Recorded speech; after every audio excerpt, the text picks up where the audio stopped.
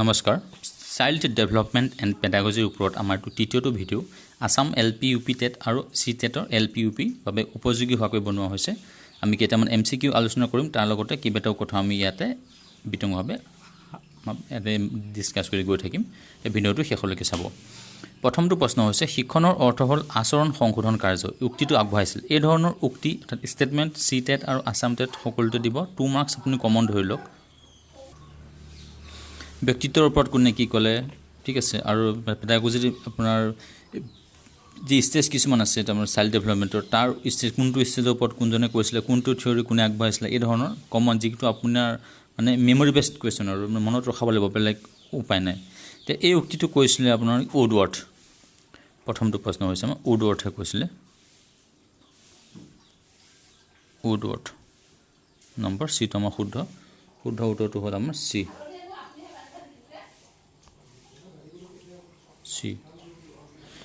Next আমাৰ কোৱেশ্চনটো হ'ল কি শিকন প্ৰক্ৰিয়াই পৰিশোধন কৰে কিহৰ আচৰণৰ বুদ্ধিৰ কল্পনাৰ নে আমাৰ কি আমাৰ ক্লাছ যিখিনি এক্টিভিটি সেইখিনি কথা কৈছে কিম শ্ৰেণী কাৰ্যৰ আমি ইয়াতে উত্তৰ দিবলৈ শুদ্ধ উত্তৰটো হ'ব আমাৰ কি হ'ব আচৰণৰ আমি যেতিয়া এইটো ধৰি ল'ম যে আচৰণৰ এটো হ'ল আমাৰ শুদ্ধ উত্তৰ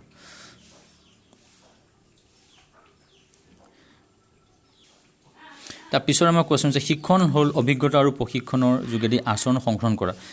মানে কি অভিজ্ঞতা এক্সপেৰিয়েন্স আৰু প্ৰশিক্ষণ অৰ্থাৎ কি আমাৰ ট্ৰেইনিং আচৰণ সংশোধন কৰা নে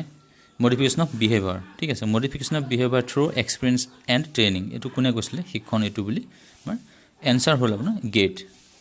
এনসাৰটো হ'ল আপোনাৰ D at correct answer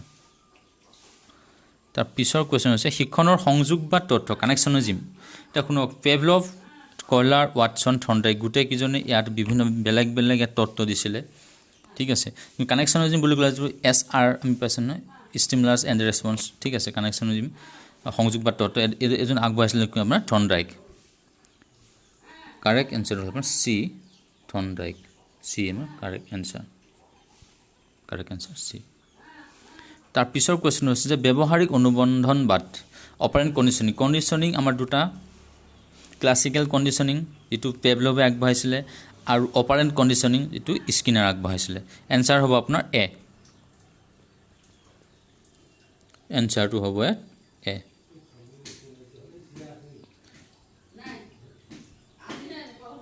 next এনসাৰটো হ'ল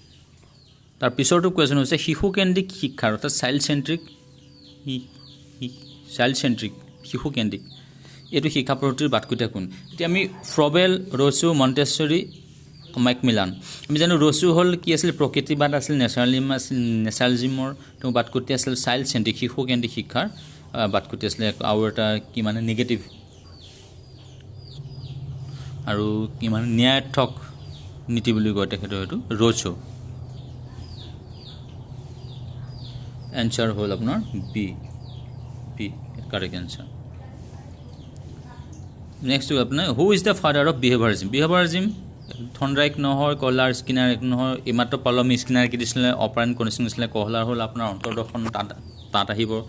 থৰ্নডাইক হৈছে কি আপোনাৰ ল অফ লাৰ্নিং দিলে আৰু ইমাত্ৰ পালমি কানেকশ্যনিজম দিলে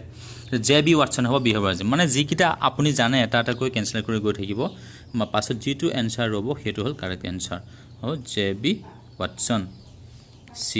C is the correct answer. JB Watson. JB behaviorism বুলি ক'লে JB Watson. Next আহিল who is the father of psychology? এইটো এটা এইখিনিতে আমি কেইবাটামান কথা লক্ষ্য কৰিবলগীয়া আছে father of psychology, father of education psychology, father of child psychology গোটেইকেইটা কিন্তু কুৱেশ্চনৰ এনসাৰ বেলেগ হ'ব তো father of psychology বুলি ক'লে আপুনি কাক বুজিব অনলি WUDNT এনসাৰ হ'ব বিট কিয়নো এখেতে কি কৰিছিলে ফিলছফিৰ পৰা সাইকোলজি এটা বেলেগ এটা ফ্ৰেজত লৈ গৈছিলে এনসাৰ হ'ব বি কিন্তু আপুনি ভাবিব পাৰে পেষ্টালজি আৰু থৰ্নডাইক এইটো includes father of educational psychology এতিয়া কোনোবা ক'বাত পেষ্টালজি পাব ক'বাত থৰ্নডাইক পাব তো মই কিন্তু পেষ্টালজি বুলিহে মানিছো ফাদাৰ অফ এডুকেশ্যনেল সাইকোলজি আৰু অনলি ফাদাৰ অফ সাইকোলজি বুলি ক'লে আমি WUDNT ঠিক আছে তেখেতে কি কৈছিলে ফিলচফিৰ পৰা সাইকোলজিক বেলেগ এটা পাৰ্টত বেলেগ এটা ভাগত লৈ আহিছিলে আমি নেক্সট কোৱেশ্চন যাম psychology is the science of mind psychology মনৰ বিজ্ঞান পাছত লাষ্টত সাইকোলজি কি হ'ল সায়েন্স অফ বিহেভিয়াৰ বুলি লাষ্টত ক'লেগে কিন্তু father psychology is the science of mind বুলি কোনে কৈছিলে মনৰ বিজ্ঞান বুলি কোনে কৈছিলে প্ৰথমে আত্মাৰ বিজ্ঞান আছিল পাছত মনৰ বিজ্ঞান হ'ল পিছত সাইকোলজি কি হৈ গ'ল মনৰ বিজ্ঞান কিহৰ বিজ্ঞান হ'ল যে বিহেভিয়াৰ সায়েন্স অফ বিহেভিয়াৰ বুলি ক'লে শেষত কিন্তু এই সায়েন্স অফ মাইণ্ড বুলি কোনে কৈছিলে পম্পনজি এনসাৰ হ'ব পম্পনজি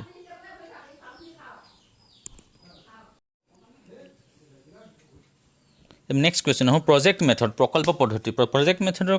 কথা যেতিয়াই কথা ক'ব আমি সদায় কিলপ্ৰেক্টিক নাম দিম কিলপ্ৰেক্টিক অৰ্থাৎ বি এনচাৰ বি শুদ্ধ এনচাৰ বিটো শুদ্ধ কিলপ্ৰেক্টিক প্ৰজেক্ট মেথড এতিয়া ইয়াত যদি ৰছৰ কথা ভাবোঁ আমি হেম যে কি আছিলে চাইল্ড চেণ্ট্ৰিক ঠিক আছে ডেল্টন এটা বেলেগ এটা শিক্ষা পদ্ধতিৰ নাম আৰু এই কম্বাইনেটে কি কৰিছিলে মানসিক বয়সৰ যিটো কথা আছিল পাছত গৈ যি মানে IQ স্কেল বনোৱা হ'ল IQ কেনেকৈ টেষ্ট কৰিব পাৰি নহয় জানো আমি কথাবিলাক পাছলৈ এইবিলাক ভালকৈ আমি ডিছকাছ কৰিম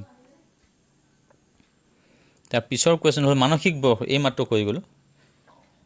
এনচাৰটো পালেই চাগে এলফাৰ্ট বাইনেট মানসিক বয়স মেণ্টেল এজৰ ধাৰণা কোনে আগবঢ়াইছিলে Alfred Binet question C answer শুদ্ধ তাৰ পিছৰ হ'ল the IQ of an average child is বুদ্ধাংক বুলি কয় এভাৰেজ গড় মানে এভাৰেজ চাইল্ডৰ কাৰণে কিমান হ'ব পাৰে 90 পৰা 110 তোমাৰটো খাব 90 পৰা 110 তাৰপিছত আহিল আমাৰ প্ৰজেক্ট মেথড আৰু এটা কুৱেশ্যন আমাৰ ৰৈ গৈছে